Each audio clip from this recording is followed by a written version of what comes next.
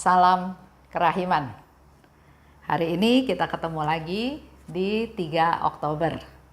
Kita akan baca sama-sama dari diary nomor 223, itu doanya Suster Faustina, dan 224 keputusannya Suster Faustina. Kita siapkan diri kita semua ya untuk masuk ke dalam pertemuan pada hari ini. Dalam nama Bapa dan Putra dan Roh Kudus. Amin. Diary 223. Oh Hosti yang hidup, satu-satunya kekuatanku, sumber cinta dan kerahiman, rengkuhlah seluruh dunia, kuatkanlah jiwa-jiwa yang letih lesu. Oh, terberkatilah saat dan waktu ketika Yesus meninggalkan hatinya yang maha rahim bagi kita. 224. Menderita tanpa mengeluh, membawa penghiburan kepada orang lain, dan membenamkan penderitaan-penderitaanku sendiri dalam hati Yesus yang Maha Kudus. Aku akan menghabiskan semua waktu luangku di kaki sakramen Maha Kudus. Pada kaki Yesus, aku akan mencari terang, penghiburan, dan kekuatan.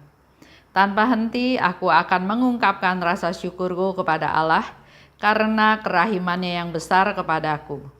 Tak pernah aku akan melupakan karunia-karunia yang Ia berikan kepadaku, khususnya rahmat panggilan. Aku akan menyembunyikan diriku di antara para suster seperti bunga violet yang mungil di tengah-tengah bunga bakung. Aku ingin mekar bagi Tuhan dan Penciptaku. Aku ingin melupakan diriku sendiri, menghampakan diriku sepenuhnya demi jiwa-jiwa yang kekal. Inilah kesukaanku. 223. Oh Hosti yang hidup, satu-satunya kekuatanku. Jadi di awal dari pengajaran hari ini, Suster Faustina mau ingatkan kita bahwa Hosti yang hidup itu adalah satu-satunya kekuatan bagi dia. Nggak ada kekuatan lain. Karena Hosti yang hidup itu adalah tubuh Kristus sendiri yang dia terima. Suster Faustina mengandalkan Hosti yang hidup. Tubuh dan darah dari Tuhan kita Yesus Kristus. Kita juga sama ya. Sebelum masa COVID, ada yang rutin setiap hari pergi ke misa pagi, mengikuti perayaan Ekaristi dan juga menerima komuni. Apakah punya kekuatan iman, percaya bahwa memang Hosti Kudus itu adalah satu-satunya kekuatan? Ini menjadi satu refleksi buat kita semua ya. Kalau Suster Faustina, Hosti Kudus adalah satu-satunya kekuatan untuk dia. Atau pergi komuni atau pergi ke misa pagi setiap hari itu hanya rutinitas aja. Karena sudah berumur, bangunnya pagi, nggak tahu mau ngapa-ngapain di rumah, rumahnya dekat sama gereja, ya sudah, ikut misa aja. Atau alasan lainnya, saya mau datang ke gereja karena saya mau berdoa buat keluarga saya, buat anak cucu saya, buat mantu saya, dan seterusnya. Nggak salah ya. Kita berdoa untuk keluarga supaya sejahtera, supaya usahanya berhasil, supaya bahkan kalau kita dengar intensi misa ya, ada yang supaya lulus ujian, ada yang mau jual rumah, ada yang perkara di pengadilan supaya perkaranya beres, banyak hal. Dan memang itu sarana kita untuk mohon kekuatan dari Tuhan. Tapi apakah kita hanya datang sekedar minta? Apa persiapan kita? Apakah kita sungguh-sungguh sudah bersiap untuk ketemu Tuhan? Apakah kita sudah sungguh-sungguh memang Tuhan itu adalah sumber kekuatan kita?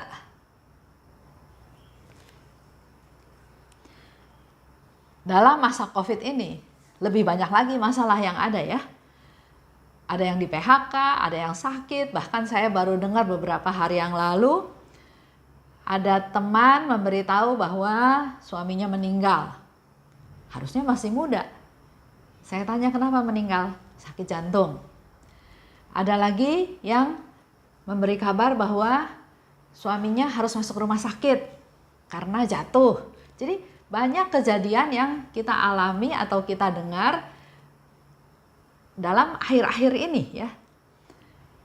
Juga dengar beberapa perusahaan ditutup karena melanggar PSBB. Jadi banyak sekali hal-hal yang kita alami. Nah, kembali lagi kepada kita semua. Kita datang menerima Hosti yang hidup, menerima Tuhan Yesus itu adalah sebagai kita memang betul-betul mengandalkan Tuhan, atau hanya fokusnya ke diri sendiri aja. Tuhan, saya butuh ini, Tuhan kasih saya, Tuhan saya khawatir ini, Tuhan kasih saya. Sekarang Suster Faustina mau ngajar kita semua bahwa andalkan Tuhan. Tuhan adalah satu-satunya kekuatan. Hosti yang hidup juga menurut Suster Faustina adalah sebagai sumber cinta, sebagai kerahimannya Tuhan. Kita berdosa, kita datang pada Tuhan, kita menyambut tubuh Kristus. Tuhan, ampuni dosa-dosa saya. Tuhan, layakan saya. Karena seperti Yesus juga pernah bilang, dengan kita sering menyambut komuni, dosa-dosa ringan itu dibereskan, dihapuskan dari dalam. Oh Hosti yang hidup, rengkuhlah seluruh dunia. Kuatkanlah jiwa-jiwa yang letih lesu. Coba bandingkan lagi dengan doa kita tadi. Kita fokusnya kepada keluarga kita, saya, anak saya, mantu saya, cucu saya, orang tua saya. Kalau Suster Faustina berdoa, justru rengkuhlah seluruh dunia. Kuatkanlah jiwa-jiwa yang letih lesu.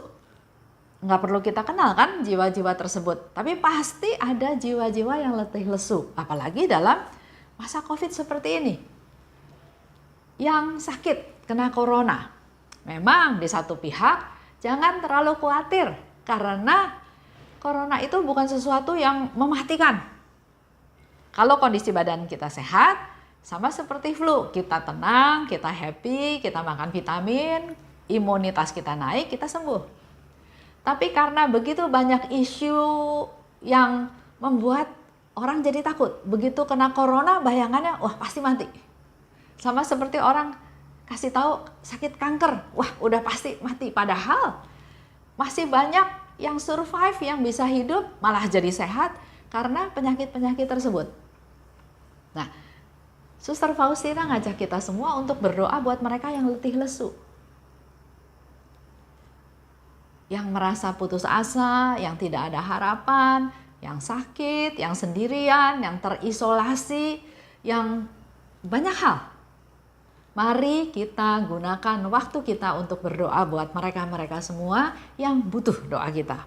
Melalui Hosti yang hidup, melalui komuni kudus, melalui perayaan Ekaristi.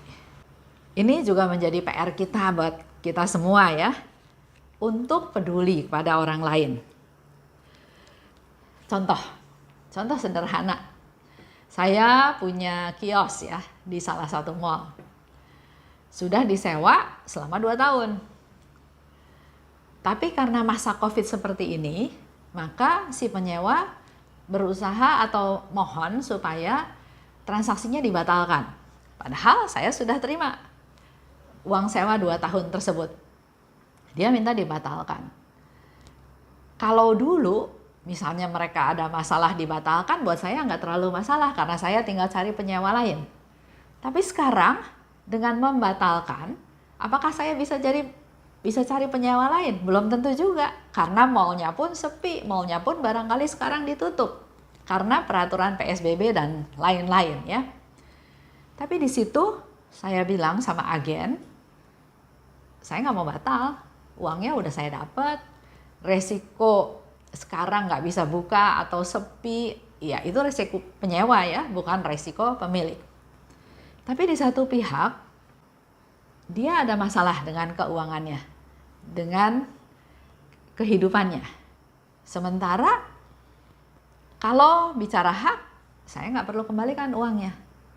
Tapi dalam kasus ini, dalam kejadian ini, saya menganggap penyewa itu yang letih lesu, yang sedang mengalami kesusahan. Dan saya punya kemampuan untuk menolong dia.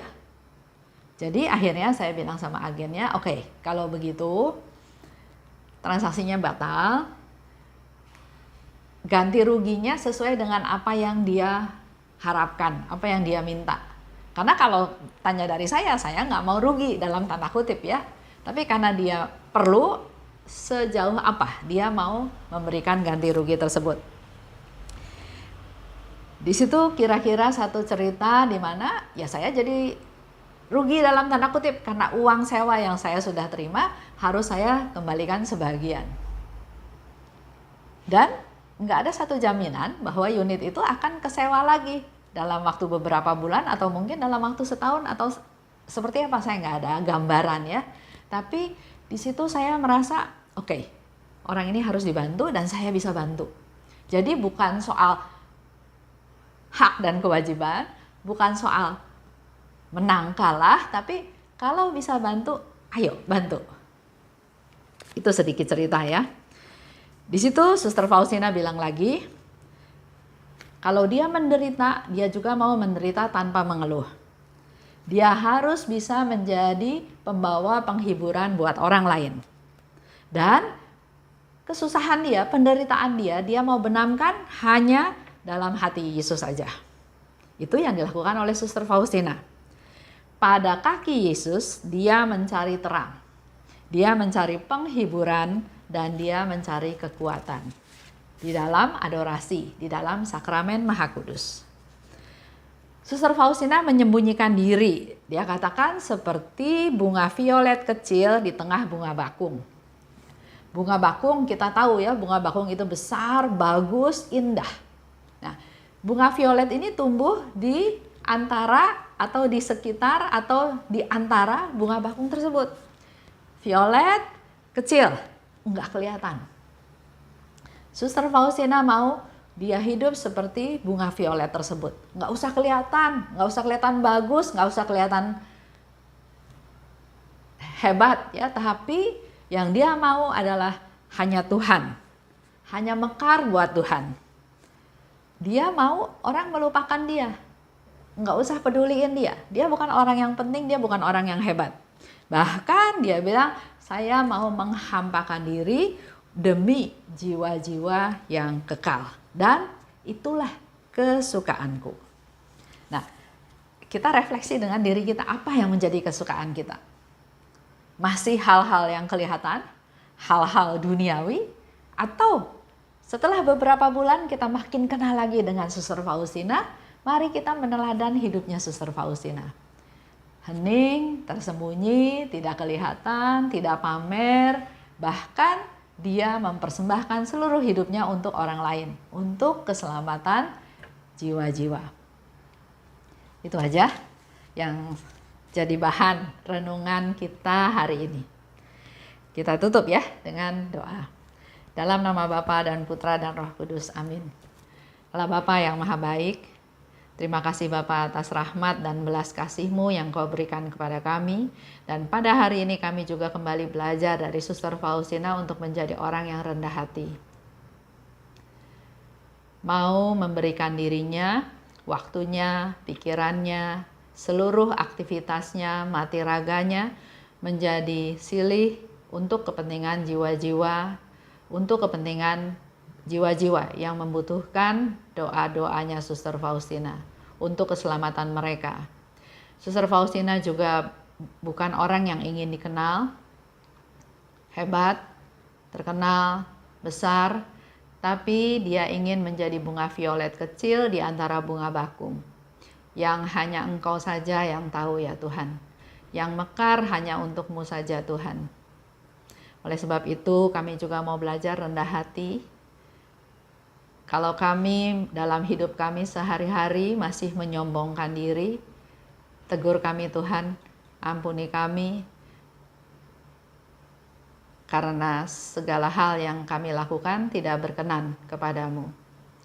Biarlah kami juga belajar dari Suster Faustina bahwa kekuatannya adalah hanya mengandalkan hosti yang hidup. Ya Yesus, biarlah melalui tubuh dan darah yang Kau berikan kepada kami, yang Kau berikan kepada kami, yang kami sambut, dan mungkin pada saat ini kami sambut dalam komuni batin, Engkau bertahta dalam diri kami masing-masing ya Tuhan. Kuasailah kami, bertahtalah, merajalah dalam diri kami, agar apa yang kami pikirkan, kami katakan, kami lakukan adalah sesuai dengan kehendak-Mu. Terima kasih Yesus, dalam nama-Mu kami berdoa dan bersyukur. Amin. Dalam nama Bapa dan Putra dan Roh Kudus. Amin. Salam kerahiman.